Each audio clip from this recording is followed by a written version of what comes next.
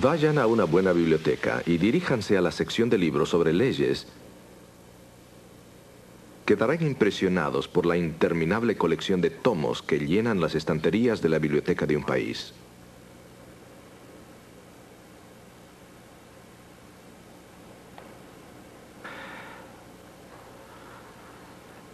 Las sociedades modernas funcionan bajo un sistema masivo de leyes. Leyes de inmigración, leyes corporativas, leyes civiles, para mencionar algunas. Las leyes controlan cómo construir nuestras casas, cómo comemos, cómo conducimos, aún el comportamiento de nuestras mascotas. A veces nuestras leyes son insignificantes, a veces irritantes, pero sin ellas desaparecería la civilización.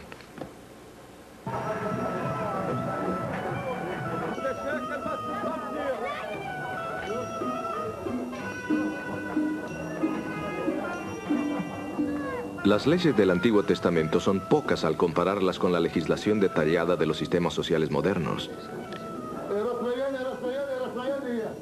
Pero tratan con los mismos casos. Hay dos diferencias notables. Primeramente, las leyes de Israel fueron dadas por Dios. Y segundo, la ley bíblica, a diferencia de los códigos modernos, contiene muchas leyes rituales religiosas.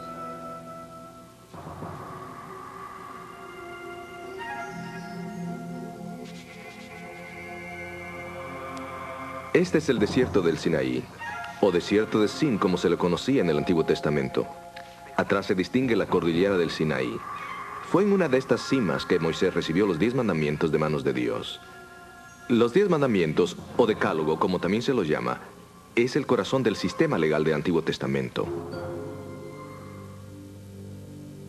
La preponderancia de los 10 mandamientos en el sistema legal del Antiguo Testamento se deduce de varios factores. Primero, solo estos mandamientos fueron escritos por Dios.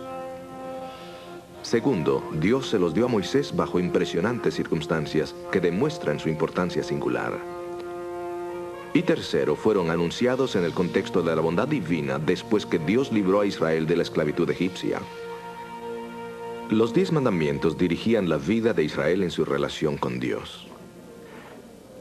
La relación que tenemos con Dios no es diferente en principio con la del Antiguo Testamento, pero hay fuerzas que buscan destruir esta relación. Satanás sabe que si nos fortificamos con la verdad de la Biblia y mantenemos una profunda relación con Dios, no seremos vencidos por sus ataques.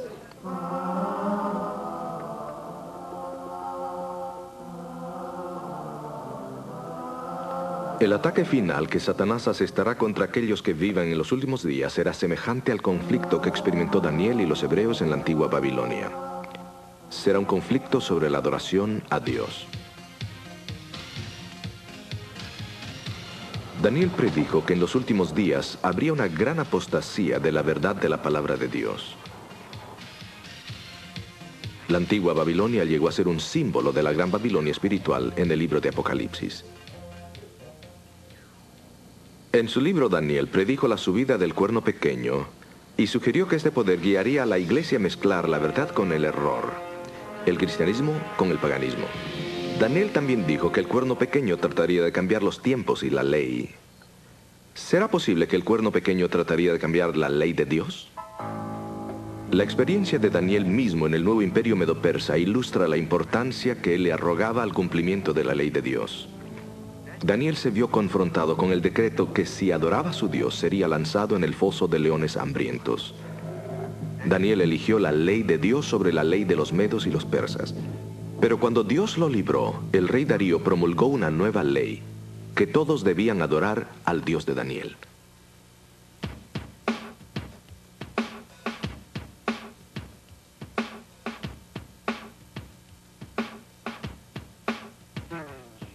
Pero aunque las leyes de Dios dictaban cómo debía vivir Daniel en el Antiguo Testamento, ¿acaso Dios requiere que los que viven en una sociedad moderna vivan de acuerdo a los códigos antiguos?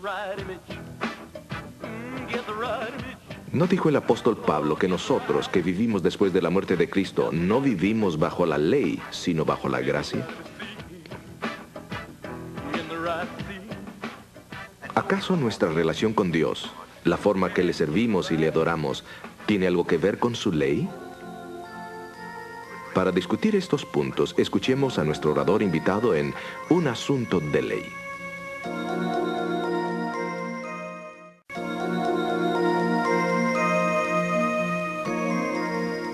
¿Cómo están, amigos?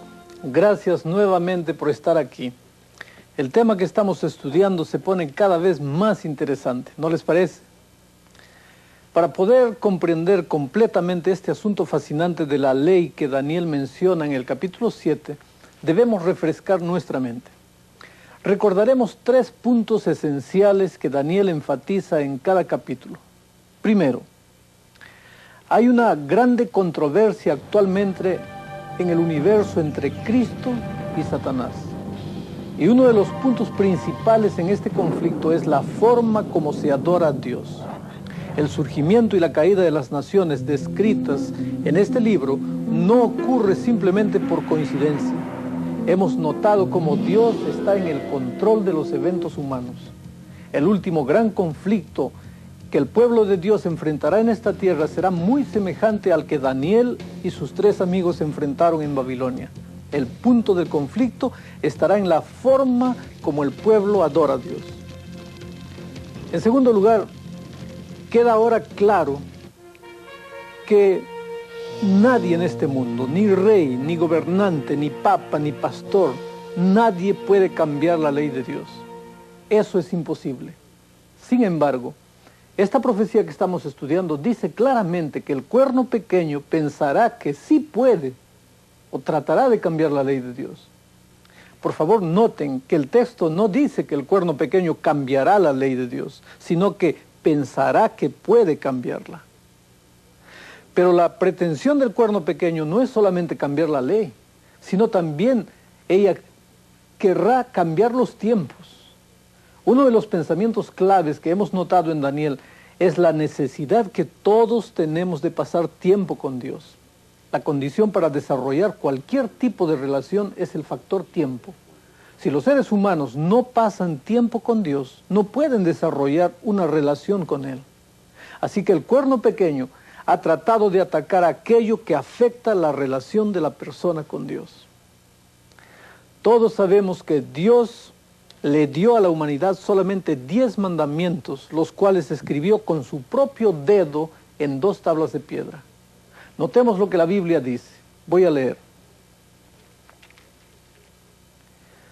Y dio a Moisés, como acabó de hablar con él en el monte de Sinaí, 2 tablas de testimonio, tablas de piedra escritas con el dedo de Dios.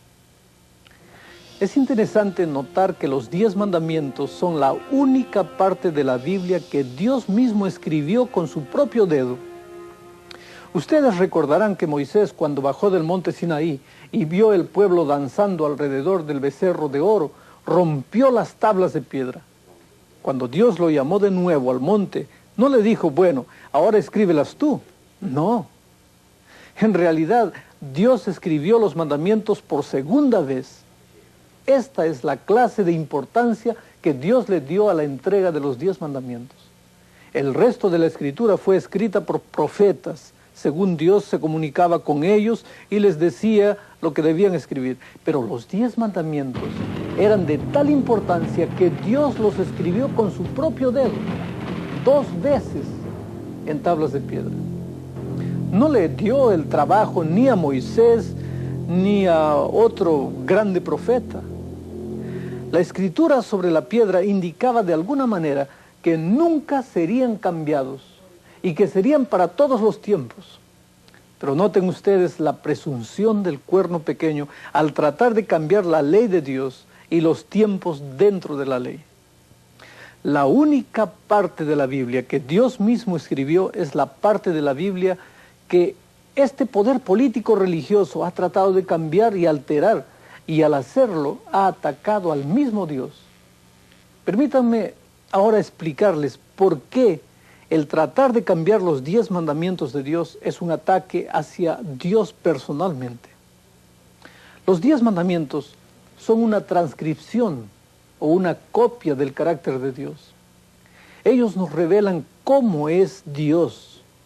En realidad la ley de Dios es un reflejo de sí mismo. A medida de ilustración, permítanme decir lo siguiente. Muéstrenme una copia de las leyes de un estado y yo les diré la clase de estado que es. Las leyes reflejan el carácter de aquellos que las crearon. Igualmente sucede con la ley de Dios. Es un pequeño reflejo de cómo es Dios. Por ejemplo, cuando el mandamiento dice, no cometerás adulterio, simplemente nos está diciendo que Dios es puro. Por lo tanto, nosotros debemos ser puros como Él. Cuando la ley dice, no robarás, nos dice que Dios es honesto. Así que un esfuerzo por cambiar cualquiera de estos mandamientos es un atentado directo para cambiar el carácter de Dios.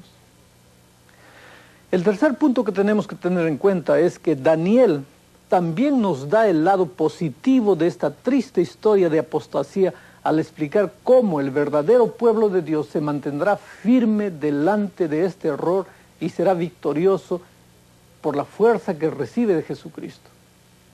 Simplemente este pueblo ama al Señor Jesús, lo ama más que su propia vida. ¿Por qué?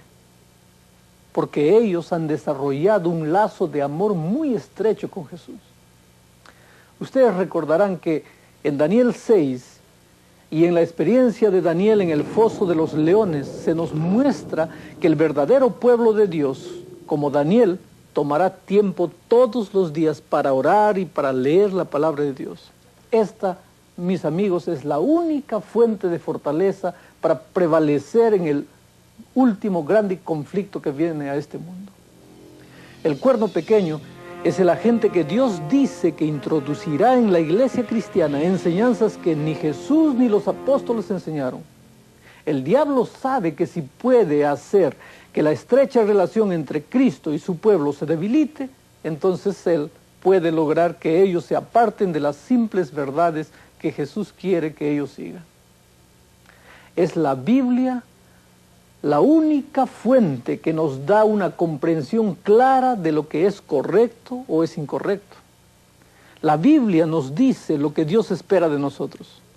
Así que una forma artera e ingeniosa que el diablo tiene es la manera como ha usado el poder del cuerno pequeño para tratar de cambiar la ley de Dios que tiene que ver directamente con nuestra íntima relación con Él.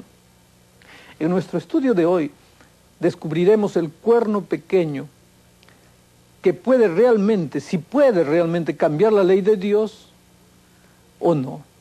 Y en nuestro próximo programa estudiaremos las increíbles declaraciones con las cuales el cuerno pequeño ha tratado de cambiar la ley de Dios. Notemos primeramente esta descripción de lo que el cuerno pequeño hará. Voy a leer. Y hablará palabras contra el Altísimo, a los santos del Altísimo quebrantará. Pensará en mudar los tiempos y la ley, y entregados serán en su mano hasta tiempo y tiempos y medio tiempo. Ustedes pueden ver la presunción del cuerno pequeño. Tratar de cambiar o interferir con cualquier parte de la Biblia sería suficientemente malo, pero tratar de cambiar la única parte de la Biblia que el mismo Dios escribió permanecerá como un ataque contra el mismo Dios. Con razón Dios está disgustado con este ataque. Recuerden que los 10 mandamientos fueron dados a la humanidad bajo circunstancias asombrosas en el monte Sinaí. En aquella ocasión Israel recién salía de la esclavitud de Egipto. Dios entregó los mandamientos a Israel y en consecuencia también lo entregó para nosotros. Lo entregó como directrices necesarias para el diario vivir. Así que antes de darle un vistazo a lo que dicen los mandamientos sobre nuestra vida, vayamos al monte Sinaí y reconstruyamos las circunstancias en que los mandamientos fueron dados a Moisés. Miremos lo que el video nos muestra ahora.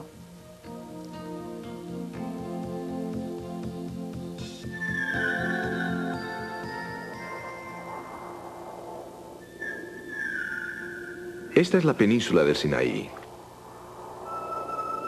Los israelitas antiguos viajaron a través de este desierto hostil en su famoso éxodo de Egipto hacia la tierra prometida.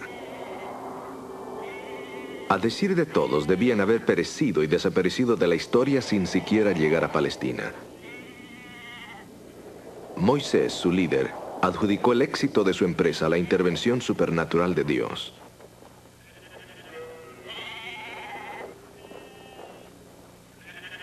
Durante su epopeya, los israelitas presenciaron la intervención divina en favor de ellos en muchas ocasiones. La más famosa de ellas fue el cruce del Mar Rojo. Pero durante su esclavitud en Egipto, los israelitas no se habían educado y eran indisciplinados. Sin embargo, Dios deseaba convertirlos en una nación modelo. El Éxodo fue el comienzo de ese proceso. En su camino, los israelitas acamparon en las faldas del monte Sinaí. Aunque los expertos no concuerdan sobre el lugar exacto, la mayoría de ellos dice que fue aquí, en este valle.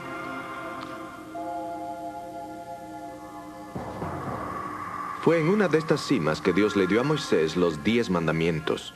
El libro de Éxodo lo describe como un evento pasmoso, con fuego, humo y una voz de trueno que salía de la montaña.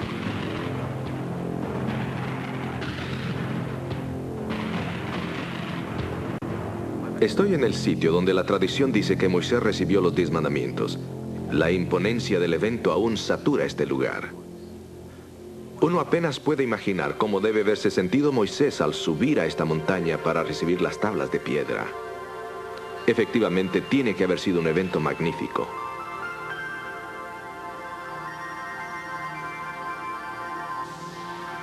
Allí en el Sinaí trataron con un Dios totalmente diferente.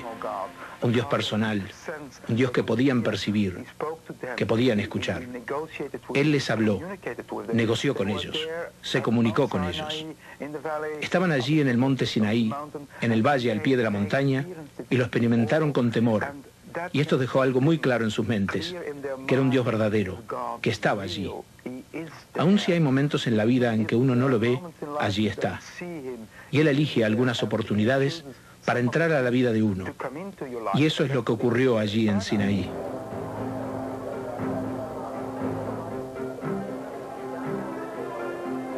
Cuatro mil años más tarde, los judíos ortodoxos aún consideran los mandamientos como el epicentro de su estilo de vida.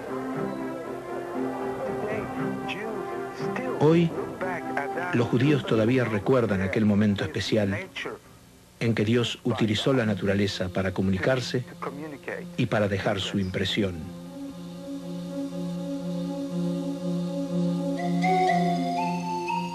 Con razón, los hijos de Israel quedaron sumamente impresionados al recibir los 10 mandamientos.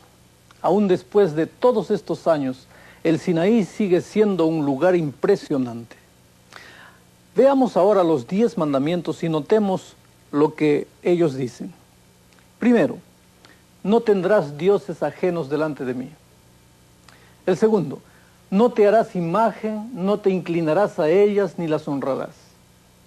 El tercero, no tomarás el nombre de Jehová tu Dios en vano. Ahora, si tomamos estos 3 mandamientos en conjunto, veremos que señalan la supremacía del verdadero Dios como el único Dios digno de adoración, honor y respeto. El cuarto mandamiento, acordarte has del día de reposo para santificarlo. El 7º día será reposo para Jehová tu Dios.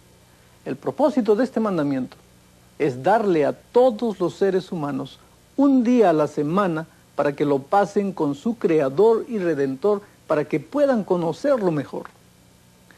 La Biblia dice que cada día necesitamos pasar tiempo y estudio orando y conversando con Jesús. Pero este mandamiento va más allá y nos pide que pasemos un día a la semana desarrollando mejor esa relación personal con Dios. Pensemos en lo hermoso que este concepto del Creador de todo el universo ha apartado un tiempo especial para nosotros a fin de que podamos reunirnos con Él. Este tiene que ser el pensamiento más hermoso. Dios pasando tiempo con nosotros. De seguro que no vamos a querer llegar tarde o perder este tiempo específico que Dios mismo ha separado para estar con Él. Es por eso que el cuarto mandamiento es una verdad tan emocionante. Seguro que nadie querrá quitar esta verdad tan hermosa. Si recibiéramos una invitación para reunirnos, por ejemplo, con el presidente o con la reina o con el dirigente de una nación, lo consideraríamos como un privilegio muy especial. No llegaríamos tarde y cada minuto nos parecería precioso. Nunca olvidaríamos una ocasión semejante. Bueno, la Biblia nos dice que tenemos una cita mucho mayor. El sábado es cuando Dios nos invita para reunirnos con Él, el grande creador del universo. ¿Pueden percibir por qué este asunto es tan importante? Con el quinto mandamiento, Dios tiene como propósito proteger la familia. Miren lo que dice: honra a tu padre y a tu madre, porque tus días se alarguen en la tierra que Jehová tu Dios te da. Desafortunadamente, el tiempo ha ido borrando mucho de lo que nos fue dado en el jardín del Edén. Hay dos bendiciones que nos llegan desde el jardín del Edén: el sábado y el matrimonio. Es interesante notar que hoy en día ambos son objetos de los ataques de Satanás. No creo que haya alguien que crea que podemos mejorar este hogar original donde Dios creó a Adán y a Eva y donde Dios le entregó a Eva como ayuda y compañera. Vamos ahora a las últimas 5 normas morales que Dios bosqueja. 6. No matarás.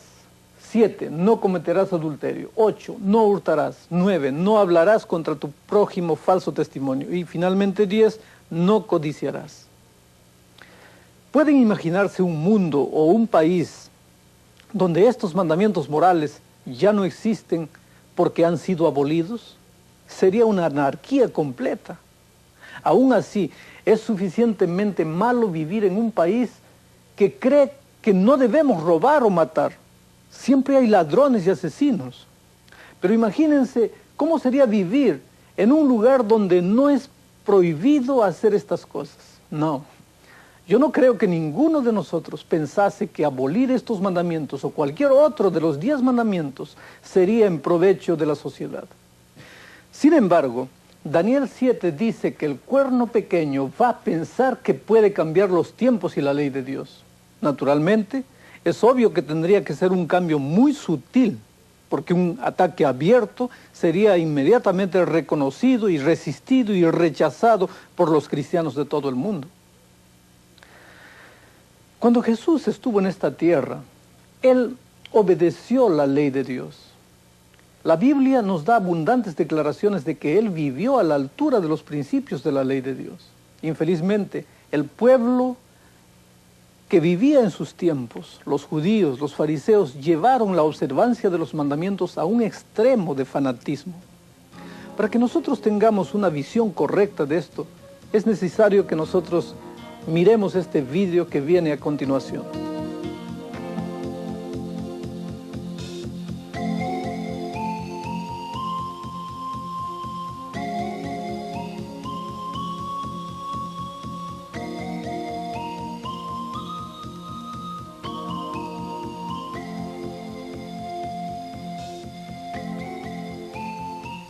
Esta es la ciudad de Nazaret, el hogar de más de 30.000 árabes cristianos.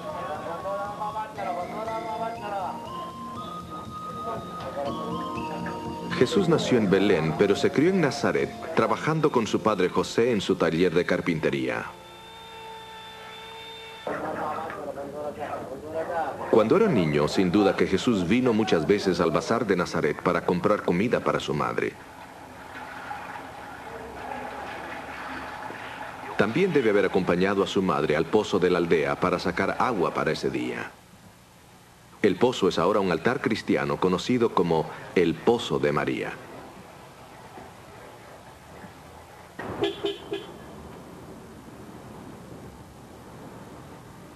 Como era su costumbre y la costumbre de todo buen judío de su tiempo, Jesús y su familia deben haber pasado por aquí para adorar cada sábado en la sinagoga. Más aún, esta sinagoga todavía la usan católicos cristianos griegos hoy en día.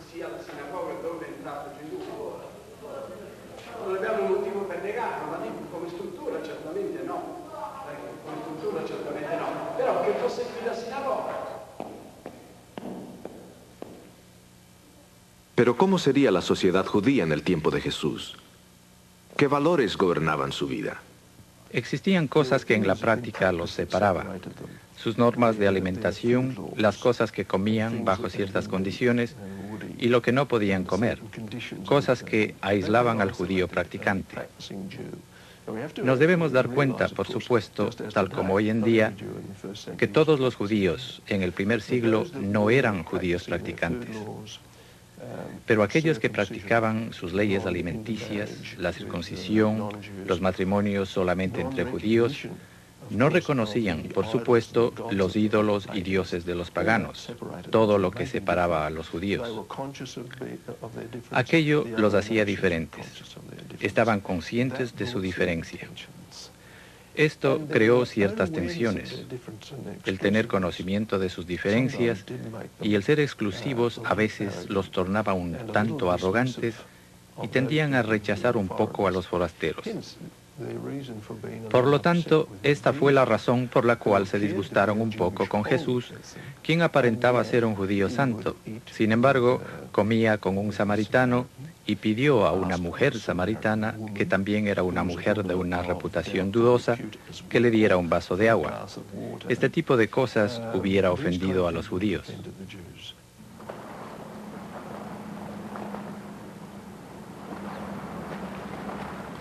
Este es el mar de Galilea, donde Jesús pasó mucho tiempo enseñando, predicando y ministrando delante de la gente.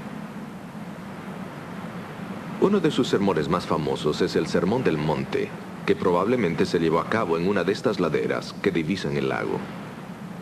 En ese sermón Jesús predicó sobre el asunto de la ley y de la actitud de los judíos hacia ella.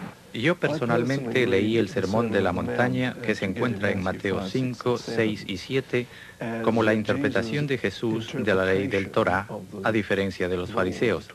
La forma en que él lo interpretó, en comparación a los fariseos, fue cuando ellos decían: he cumplido el sexto mandamiento porque no he matado a nadie. No he asesinado a nadie. Jesús dijo: eso no basta. Tienes que hacer totalmente lo opuesto a lo que la ley prohíbe. No basta con decir: no he matado a nadie, he cumplido con la ley. Lo que Él quisiera que tú digas es: has buscado la reconciliación con aquel que es tu enemigo en algún lugar donde haya tensión. Es decir, bueno, no lo he matado todavía, por lo tanto, no he violado el mandamiento. Jesús dijo que uno debería tomar la dirección completamente opuesta.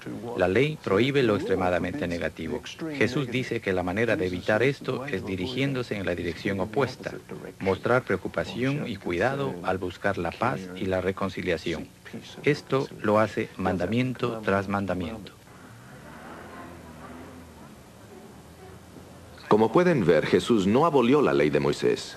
Más bien enfatizó su aplicación primordial para la sociedad humana. Y por supuesto, él mismo vivió una vida en completo acuerdo con la ley.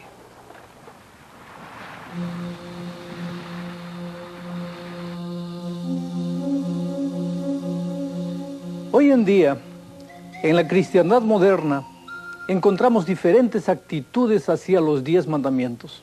Pero por más sinceras que estas actitudes puedan ser, es posible que estén tan equivocadas como la actitud de los judíos hacia la ley de Dios en los tiempos de Cristo.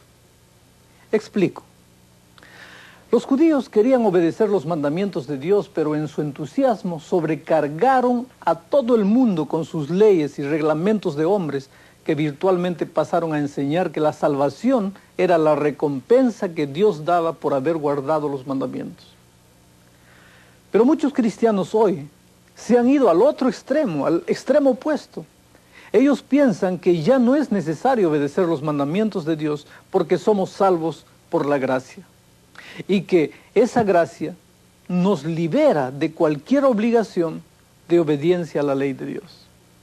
Más aún, aquellos que realzan los 10 mandamientos son clasificados como legalistas, que no logran comprender la libertad que tenemos en Jesús.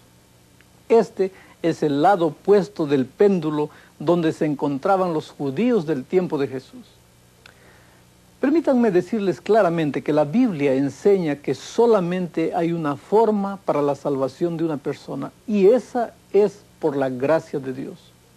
No solamente un 10% de gracia, no un 50% de gracia, ni siquiera un 90% de gracia, sino un 100% de gracia. No hay otra forma de salvación. No podemos construir con una sola puntada humana el vestido maravilloso de la salvación. Es un regalo total y no hay nada que podamos hacer o añadir a ese regalo perfecto y completo. Los que dicen que porque somos salvos por gracia ya no necesitamos la ley, generalmente no logran comprender el claro propósito de la ley. La ley, como ven, nunca fue dado para salvarnos. Ese no es el propósito de la ley, esa no es su función. El papel que desempeña la ley es simplemente mostrarnos que lo que está bien o lo que está mal. Revelar la norma que Dios quiere que hagamos o dejemos de hacer. Permítanme ilustrarlo de la siguiente manera. En Santiago 1, 22 al 25 se compara la ley de Dios a un espejo. Miren lo que dice. Mas sed hacedores de la palabra y no tan solamente oidores, engañándoos a vosotros mismos. Porque si alguno oye la palabra y no la pone por obra, este tal es semejante al hombre que considera en un espejo su rostro natural, porque se consideró a sí mismo y se fue, y luego se olvidó que tal era. Mas el que mira perfectamente en la perfecta ley, la ley de la libertad, y persevera en ella, no siendo oidor olvidadizo, sino hacedor de la obra, este será bienaventurado en su hecho. Ahora voy a hacer una ilustración bien práctica para explicar lo que este texto está diciendo. Yo tengo aquí conmigo una vasija con barro. Barro es barro sucio. Podría decir perfectamente que este barro es el símbolo del pecado que mancha la vida del hombre. Aquí, en esta otra vasija, yo tengo agua, agua pura y limpia. El agua podría ser un perfecto símbolo de la gracia de Jesús, de la sangre maravillosa de Jesús que limpia todo pecado. Ahora aquí yo tengo un espejo. El espejo es un símbolo de la ley de Dios. El texto bíblico dice que la ley es como un espejo. Muy bien, permítanme hacer ahora la ilustración. Aquí está el barro, símbolo del pecado. Yo estoy yendo por la vida, soy un ser humano y me mancho con el pecado de esta vida. Hay un problema con el pecador. Yo no puedo mirarme a mí mismo. Entonces, mi vida está llena de pecado, pero yo no me doy cuenta de la situación. Todas las personas se ríen de mí. El único que no sabe por qué los otros se ríen de mí soy yo, porque no tengo la capacidad de mirarme a mí mismo. Si no hubiese espejo, yo nunca sentiría la necesidad de ir a buscar el agua para lavarme. Pero ahora yo tengo aquí en mis manos el espejo que, según el texto de Santiago, es la ley de Dios. Yo me miro en el espejo y al mirarme en el espejo quedo horrorizado dándome cuenta de mi triste situación. Ahora, si yo tratase de lavarme con el espejo, miren lo que va a suceder. Yo me voy a ensuciar mucho más, porque el espejo no sirve para lavar. La función del espejo es solamente mostrar la necesidad del agua. Ahora que me mostró la necesidad, yo debo ir al agua. Y ahora sí, el agua me limpia de toda suciedad. La gracia de Cristo me limpia de todo pecado.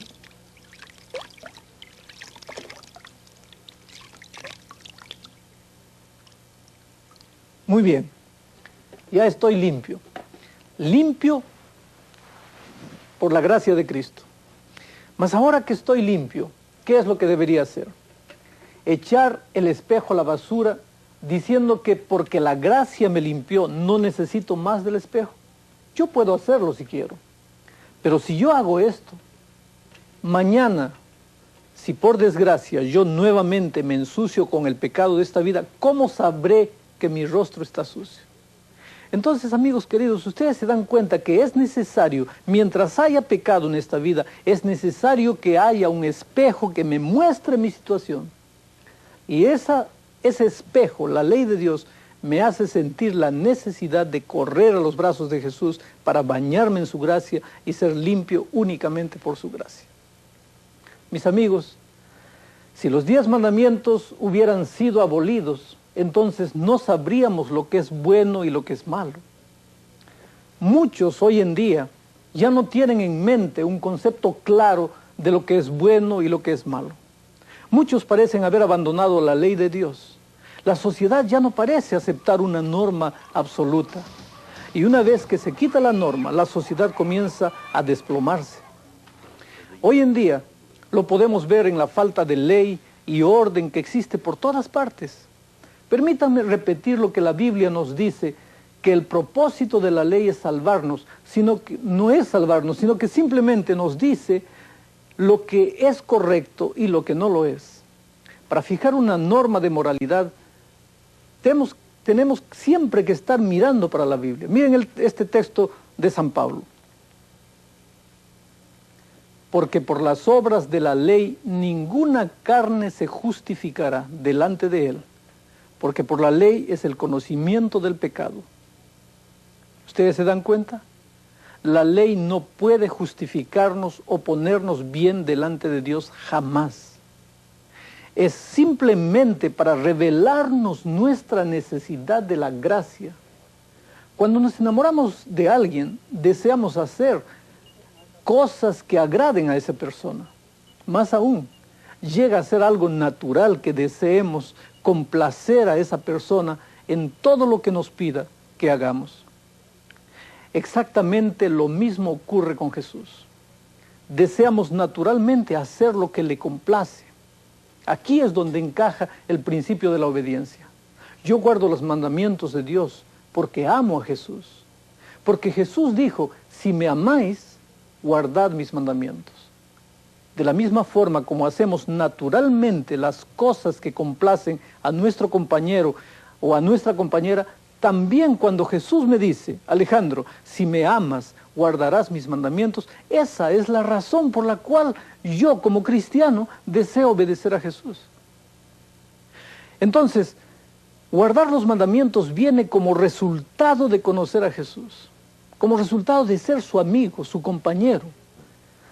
La mayor evidencia que los 10 mandamientos aún son válidos es el hecho de que somos salvos por la gracia. Déjenme ilustrarlo. Voy manejando mi automóvil por la calle, completamente ignorante del hecho de que voy a una velocidad que excede el límite por un gran de margen.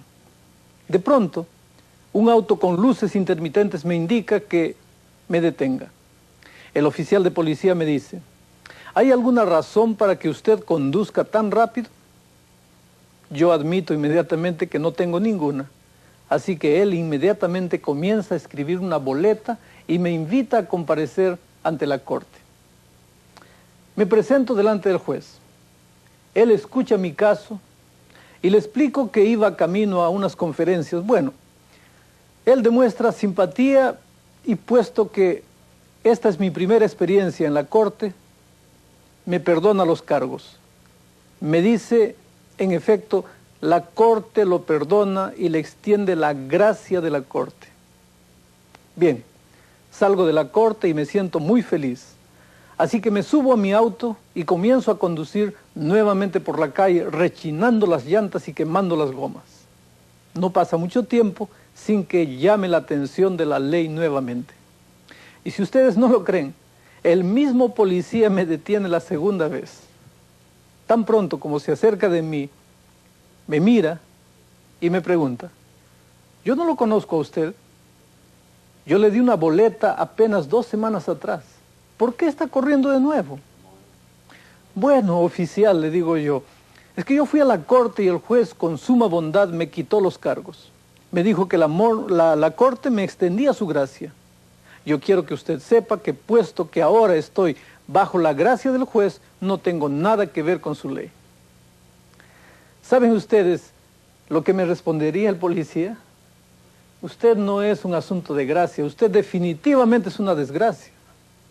No, mis amigos, nadie sería tan necio como para ponerse a discutir así. En la vida real nadie haría eso. Y sin embargo, cuando se trata de la gracia y la ley, eso es exactamente lo que algunos hacen. Creen que puesto que somos salvos por la gracia, eso nos libra de nuestra obligación de obedecer los 10 mandamientos de Dios. Quiero decirles que si a mí me quitaron los cargos de una multa por exceso de velocidad, entonces en el futuro sería mucho más cuidadoso. Y escuchen, algo más, la mayor evidencia de que los mandamientos aún son válidos es el hecho de que aún necesito de la gracia. Si no hubiese una ley que prohibiera el exceso de velocidad, yo no necesitaría la gracia de la corte.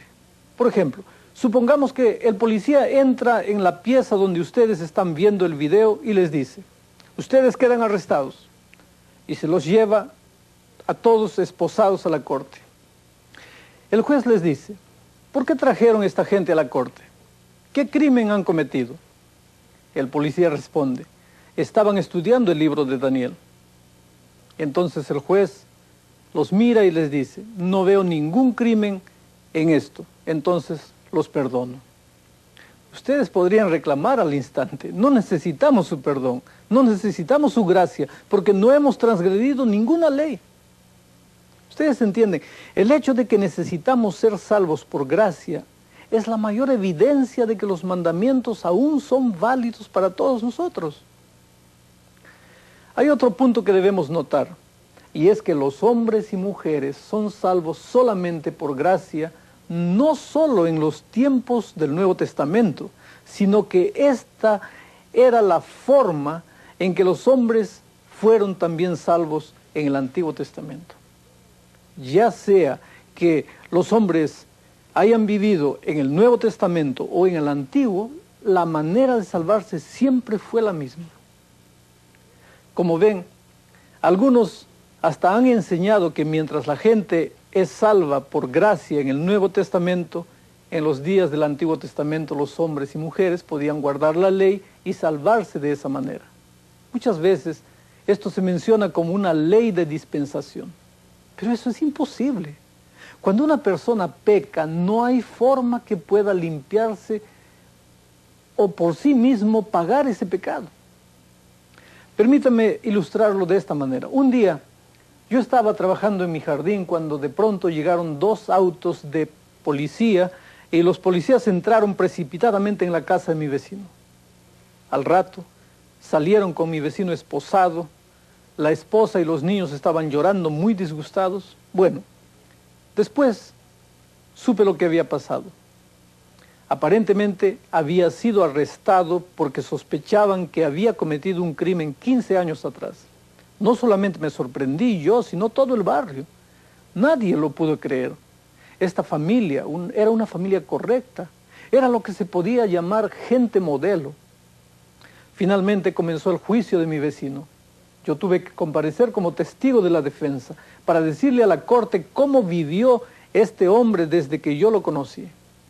Al escuchar las evidencias, parecía ser cada vez más claro que él era culpable de los crímenes de hace varios años. A pesar de que todos los vecinos podían testificar que este hombre había vivido una vida ejemplar, había sido un buen vecino, y no se nos ocurría ni una sola cosa mala que hubiese hecho. Sin embargo, nada de esto sirvió en la corte. El hombre fue condenado por un crimen que cometió hacía 15 años. No importó que hubiese vivido una vida ejemplar desde entonces. Fue a la cárcel por ese crimen. Lo mismo sucede con nosotros. No importa si nos fuera posible vivir una vida perfecta sin cometer un error de aquí en adelante. Todos hemos hecho cosas malas en el pasado y eso tiene que ser resuelto. Como verán, ningún hombre o mujer puede vivir una vida sin cometer errores en pensamiento, palabra o acto. Y eso nada tiene que ver con que la persona haya vivido en los tiempos del Nuevo o Antiguo Testamento. Es por eso que nadie puede ser salvo de ninguna otra forma que no sea mediante Jesús, su misericordia y su gracia.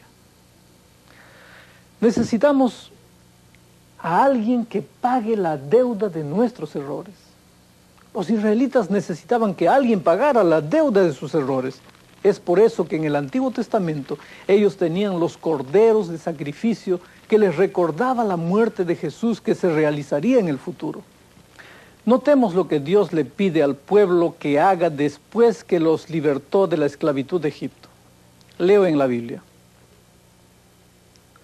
Y habló Dios todas estas palabras diciendo: yo soy Jehová tu Dios, que te saqué de la tierra de Egipto, de casa de siervos. El orden de los eventos aquí es profundamente significativo.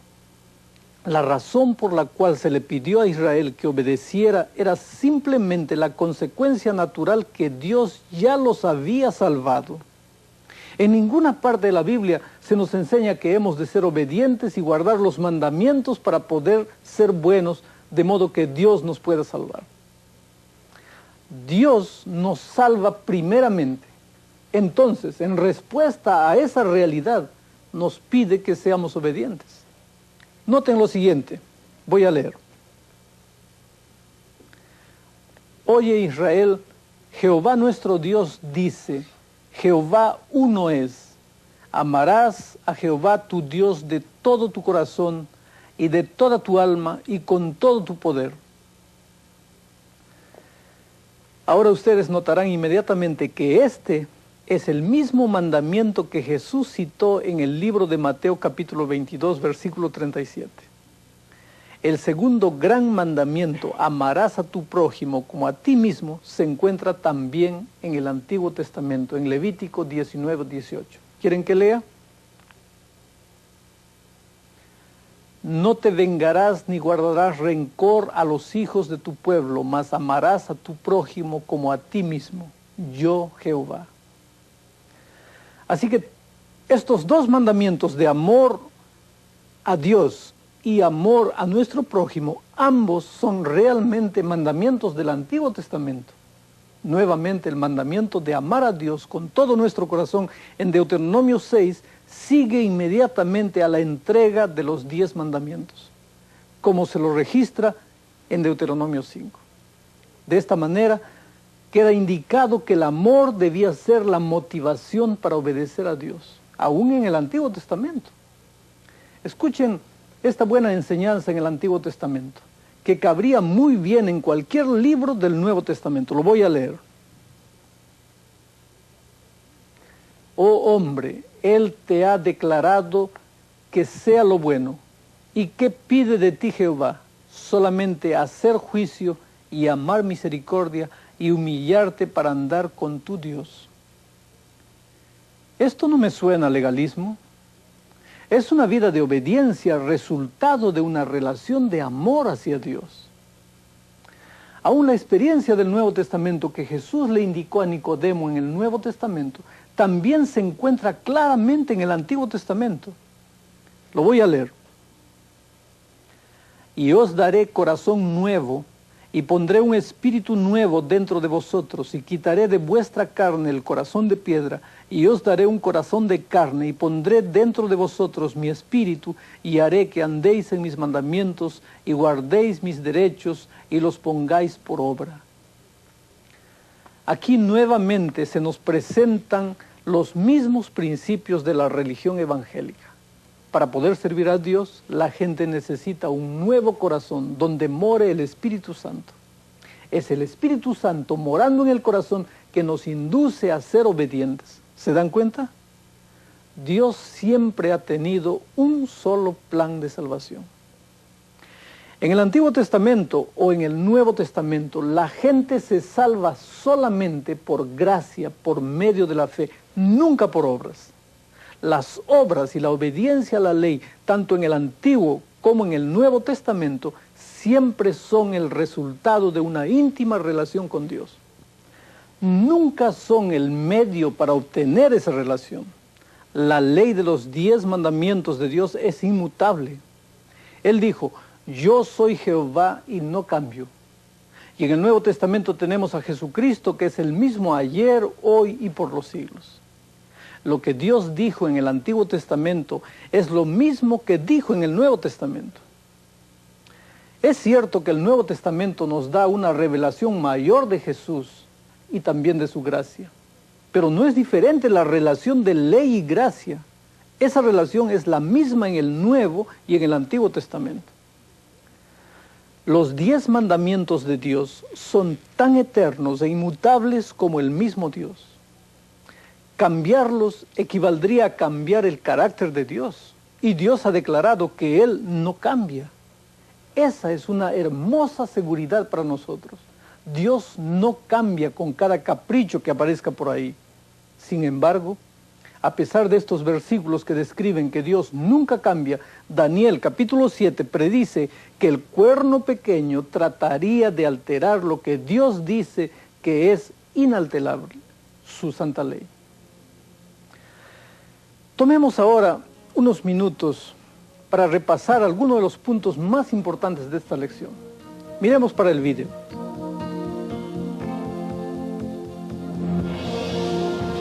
La importancia del decálogo en el sistema legal del Antiguo Testamento queda claro por varios factores.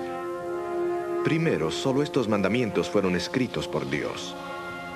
Segundo, Dios se lo dio a Moisés bajo imponentes circunstancias que subrayan su singular importancia. Y tercero, fueron anunciados en el contexto de la bondad divina después de la maravillosa liberación de Israel de la esclavitud egipcia. Los 10 mandamientos dirigían la vida de Israel en su relación con Dios, pero la obediencia a la ley no se agenciaba a esa relación. La amistad de Dios hacia Israel fue siempre un don. Israel fue redimido antes que Dios le diera su ley en el monte Sinaí. Debía obedecer su ley como resultado de su amor por Dios. Puesto que Dios escribió los 10 mandamientos él mismo, sería una blasfemia que algún ser humano los falseara. Pero la Biblia habla de un poder blasfemo, perseguidor, que trataría de cambiar la ley de Dios, la base misma de la moralidad. En su famoso Sermón del Monte, Jesús dijo que no había venido a abrogar la ley o los profetas. Su misión, dijo él, fue la de cumplirla. ¿Pero acaso no nos enseña el apóstol Pablo que los cristianos no están bajo la ley sino bajo la gracia? Así es. Pero es importante saber qué quiso decir con eso. Una cosa es clara. Él no dijo que los cristianos deben ignorar el decálogo. Pablo cita el 5º, 6º, 7º, 8º, 9º y 10º mandamiento como si fueran obligatorios para los cristianos. Obviamente no podría indicarles que guarden una ley que había sido abolida. Entonces, ¿anulamos la ley con esta fe? En absoluto. Lo que hacemos en realidad es respetar la ley. ¿Y qué entonces? ¿Pecaremos porque no nos hallamos en estado legal, sino en estado de gracia? De ninguna manera. ¿Qué diremos entonces? ¿Que la ley es pecado? Desde ya que no. De estas negaciones podemos concluir que la ley no ha sido abolida por la fe en Cristo y que la gracia de Dios no le da base al pecado. ¿Cuál es el problema? El problema es el pecado en el corazón humano. Somos atraídos a lo prohibido. ¿Pero qué quiere decir Pablo cuando dice que no estamos bajo la ley sino bajo la gracia?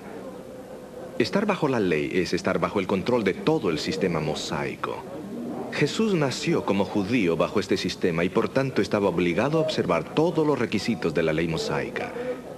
Esto incluía no solo el decálogo, sino todas las leyes rituales generales de la vida tradicional judía.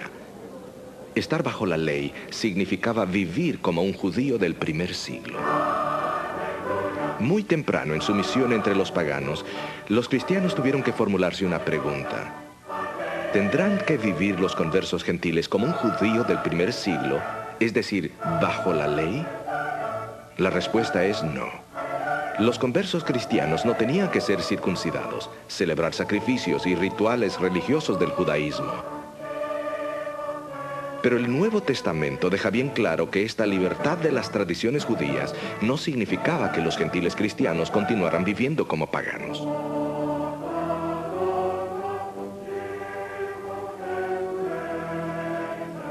La vida, muerte y resurrección de Jesús cambió al mundo. El pecado comenzó con la rebelión de Adán contra Dios y fue un poder dominante antes de la entrega de la ley en el monte Sinaí. La ley mosaica definía el pecado como transgresión, pero no podía curar el problema. Como las leyes del racismo no pueden obligar a amar, tampoco la ley mosaica puede acabar con el pecado y la muerte. El pecado y la muerte continuaron reinando aún después de la ley mosaica. Al clasificar el pecado como transgresión, la ley mostró la seriedad del pecado. fue la resurrección de Jesús, no la promulgación de la ley, lo que terminó con el reino del pecado y la muerte. En conclusión, podemos decir que la importancia del Decálogo se manifiesta por el hecho que Dios la escribió con su propio dedo. Además, las declaraciones de Pablo y Cristo demuestran que la ley no ha sido abolida y está vigente hoy en día. Pero la ley no puede salvar a la raza humana del pecado. Es solo por la sangre de Cristo que el hombre puede ser salvo, nada más. En los últimos días, la Escritura dice que habrá un ataque directo contra la ley de Dios, cuando el cuerno pequeño trate de cambiar los tiempos y la ley. Pero la ley es eterna, no puede cambiar.